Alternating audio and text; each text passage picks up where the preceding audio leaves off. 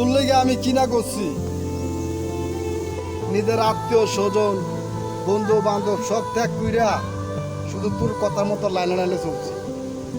আজকে তুই প্রেমের পামদে ফইরা পরে গিয়ার ফামদে ফইরা তুই আজকে আমার জীবনটারে বরবাদ কইরা দিবি। কি কামটা করলি? আমি তোর কাছে এমন কি পাপ করছি যে তুই আমার লোক এত বড় বেইমান এটা করলি?